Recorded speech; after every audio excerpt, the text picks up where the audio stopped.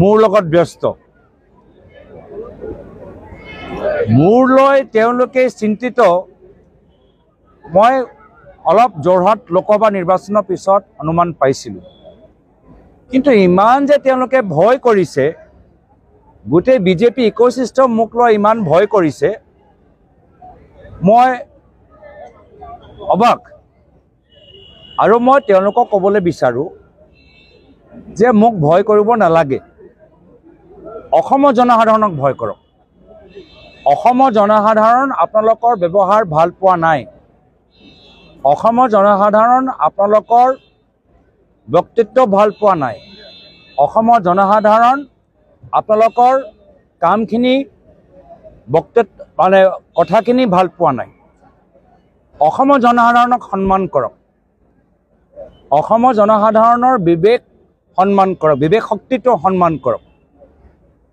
আজি যি Facebook Twitter লৈ তেওঁলোকে বিভিন্ন ধৰণৰ যিখিনি অভিযোগ দাঙি ধৰিছে সেই গোটেই ফেচবুক টুইটাৰ আজি ৰাজহুৱা একোটো লুকাই ৰখা নাই সব গোপন এটা কথা গোপন হয় সব ৰাজহুৱা কথাখিনি আছে এই একে ফেচবুক টুইটাৰ অসমৰ জনসাধাৰণেও চাব পাৰে মই অসমৰ জনসাধাৰণক আজি নিজৰ ফেচবুক যোগেদি গোটেইখিনি কথা মই স্পষ্ট কৰি দিছোঁ তো এই ক্ষেত্ৰত যি ধৰণৰ তেওঁলোকৰ যি অপপ্ৰচাৰ চলাই আছে সেইটো তেওঁলোকৰ বৰ্তমান বিজেপি চৰকাৰৰ দুৰ্বলতা প্ৰমাণ কৰে তেওঁলোকৰ মনৰ ভিতৰত অস্থিৰতাটো প্ৰমাণ কৰে হ'ব পাৰে ক'ৰবাত তেওঁলোকৰ ভিতৰত যে সাংগঠনিক সাল সলনি হৈ আছে সেয়া লৈ মুখ্যমন্ত্ৰী চিন্তিত তেওঁলোকৰ বিজেপি দলৰ ভিতৰত যিমান তেওঁলোকৰ আগতে দখল আছিল আজি তাৰিখত সেই দখলটো সমান সহকাৰে নাই বিশেষকৈ ঝাৰখণ্ডৰ নিৰ্বাচনৰ পিছত সেইকাৰণে দেখিলে আপোনালোকে যে ঝাৰখণ্ডৰ পিছত দিল্লীটো তেওঁলোকক বেছি ব্যৱহাৰ কৰা নাছিল আৰু অস্থিৰ হোৱা কাৰণ আৰু এটা আছে যে যেতিয়াৰ পৰা তেওঁ বিচৰা নাছিলে কিন্তু যেতিয়াৰ পৰা অবৈধ কলা খনন অলপ তেওঁলোকে স্থগিত কৰিবলৈ হ'ল বহুত কোটি কোটি টকা তেওঁৰ দলৰ ক্ষতি হৈছে লোকচান হৈছে হাজাৰ হাজাৰ কোটি টকা আৰু যিমান অংকৰ আছে মই সেইটোও জানে এই তথ্যবোৰো মোৰ আছে যে মুখ্যমন্ত্ৰী আজি তেওঁৰ ওপৰত কিমান আঘাত পৰিছে যে তেওঁ সেই কয়লা সিন্ডিকেটৰ সেই যে পইচা যে আগতে দলে পাই আছিলে এই পইচাটো এতিয়া নোপোৱা হ'ল সেয়ালৈ তেওঁ শংকিত হৈ আছে লগতে এইখন চৰকাৰ ওচৰত মাত্ৰ 12 মাহে আছে 12 মাহলৈকে তেওঁলোকৰ মুখ্যমন্ত্ৰী গাদীৰ ওপৰত বহিব পাৰিব তাৰপিছত অসমৰ জনসাধাৰণ তেওঁলোকে আঁতৰাই দিব এতিয়া সেই ভয় এই যে নিজৰ মাজত সেই নিজৰ ভিতৰৰ যে ভয় এই ভয় লৈ কি কৰিব এই ভয়টো কাবাৰ ওপৰতো মানে এৰিব লাগিব নিজৰ চিন্তাটো কাবাৰ বেলেগৰ মূৰৰ ওপৰত ফাটিব লাগিব তো সেইকাৰণে এটা গোটেই বিজেপি ইকোসিস্টেম মোক আৰু মোৰ পৰিয়ালক বদনাম কৰিবলৈ চেষ্টা কৰিছে ভাবিছে যে এই ধৰণৰ অপপ্ৰচাৰ লৈ আমি বহি যাম পিছুৱাই যাম দল সলনি কৰিম কিন্তু এইবোৰ সব নহ'ব মই প্ৰয়াত তৰুণ গগৈদেৱৰ সন্তান আমি বিজেপি গোটেই ইকোসিস্টেম আৰএছএছৰ পৰা আমি ভয় নকৰোঁ আমি সন্মুখৰ পৰা যুঁজি যাম স্পষ্টৰে আমি স্পষ্টবাদী হৈ আমি যুঁজি যাম আৰু আমি অসমৰ জনসাধাৰণ হৈ আমি মাত মাতি যাম আমাৰ মাটি কেলেংকাৰী কথাই হওক খোৱা পানী কথাই কওক আমাৰ নিবনুৱা সমস্যাৰ কথাই কওক আমাৰ 6 জনগোষ্ঠী জনজাতিকৰণৰ কথাই হওক আমি অসমৰ জনসাধাৰণৰ হৈ আমি মাত মাতি যামগৈ আৰু অসমৰ জনসাধাৰণক মই ধন্যবাদ কৃতজ্ঞতা জ্ঞাপন কৰিছোঁ এই সময়ত আমাক যথেষ্ট সমৰ্থন আশীৰ্বাদ প্ৰদান কৰিছে অসমৰ জনসাধাৰণৰ বিবেক শক্তিৰ ওপৰত মোৰ বিশ্বাস আছে যিদৰে ঝাৰখণ্ডত গৈ মুখ্যমন্ত্ৰী আপ্ৰাণ চেষ্টা কৰিলেও ঝাৰখণ্ডৰ ৰাইজে তেওঁ অপপ্ৰচাৰৰ ওপৰত বিশ্বাস নকৰিলে একে অৱস্থা অসমৰ ভিতৰত হ'বলৈ গৈছে তেওঁ আপ্ৰাণ চেষ্টা কৰিলেও অসমৰ জনসাধাৰণ তেওঁ কথাখিনি গ্ৰহণ কৰা নাই আৰু তেওঁলোকৰ আশীৰ্বাদ আজি আমাৰ লগত আছে SIT কৰক কয়লা ওপৰত যে কয়লা যে ইমান যে তেওঁ বন্ধ যে কৰিবলৈ হ'ল তো কাৰ নেতৃত্বত হ'ল মাইন্স এণ্ড মিনাৰেলছ ডিপাৰ্টমেণ্টৰ ওপৰত কৰিব লাগিছে য'ত অবৈধ কয়লা খনন আছে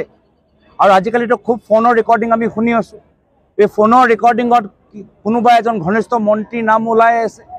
তো কয়লাৰ ওপৰত SIT কিয় কৰা নাই আমিতো অসমৰ ভিতৰত যে কয়লা অবৈধ কয়লা খনন চলি আছে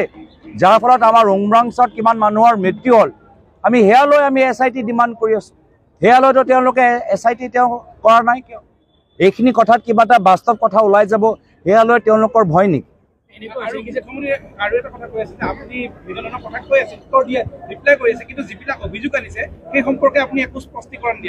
মানে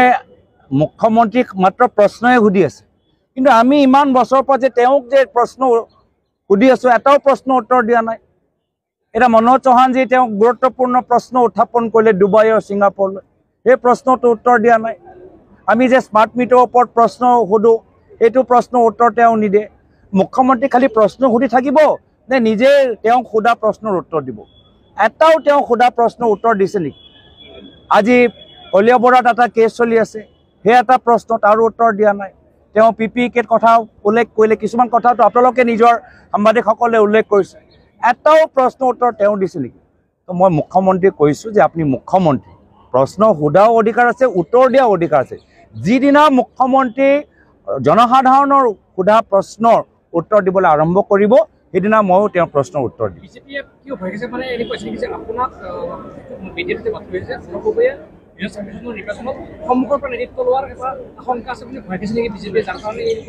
মই নাজানো তেওঁলোকক সোধক আৰু মই আকৌ কৈছোঁ আমাক ভয় কৰাতকৈ অসমৰ জনসাধাৰণক ভয় কৰক নিবনুৱা যুৱকসকলৰ খুব ভয় কৰক যি মহিলাসকলে 10,000 টকা গছপুলি ৰোৱাৰ কাৰণে পোৱা নাই তেওঁলোকৰ খুবৰ পৰা ভয় কৰক যি আমাৰ জল জীৱন মিছনৰ যে মানুহবোৰ যে আছে যি আমাৰ আশা কৰ্মী আছে যি আমাৰ চৰকাৰী কৰ্মচাৰী আছে মোক লৈ চিন্তা কৰাতকৈ তেওঁলোকৰ ভৱিষ্যতৰ কাৰণে চিন্তা কৰাটো উচিত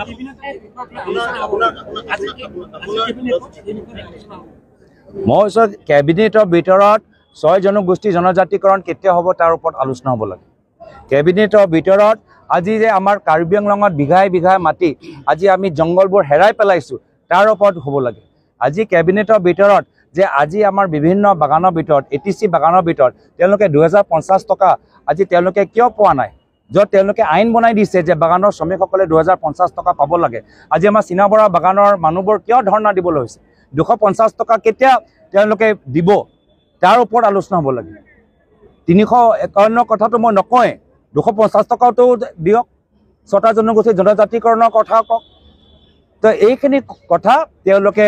কেবিনেটৰ ভিতৰত পাতিব লাগে কেবিনেটৰ ভিতৰত তেওঁলোকৰ এইটো তেওঁলোকৰ দলীয় অড্ডা নহয় যে তেওঁলোকৰ য'ত তেওঁলোকৰ নিৰ্বাচনী বিষয়বোৰ অপপ্ৰচাৰবোৰ তেওঁলোকে আলোচনা কৰিব অসমৰ জনসাধাৰণ তেওঁলোকে সেইকাৰণে ক্ষমতা দিয়া নাই আৰু সেইকাৰণে মই তেওঁলোকক পুনৰ মনত পেলাই দিছোঁ যে 12 মাহ আছে 12 মাহত কিবা এটা ভাল কাম কৰক ইমান প্ৰতিশ্ৰুতি দিলে উন্নয়নৰ ক্ষেত্ৰত শীৰ্ষ ৰাজ্যলৈ লৈ যাব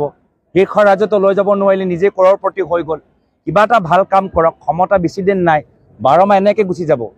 আৰু তাৰপিছত তেওঁলোকে নিজে ক্ষতি প্ৰকাশ কৰিব যে যোৱা শেষৰ সময়ত কিবা এটা ৰাইজৰ কাৰণে ভাল কাম কৰিব পাৰিলোহেঁতেন কিন্তু সেই সময়ত মই ক্ষমতা ৰাইজৰ কাৰণে নহয় সেই সময়ত মই ক্ষমতা নিজৰ নিৰ্বাচনী নিজৰ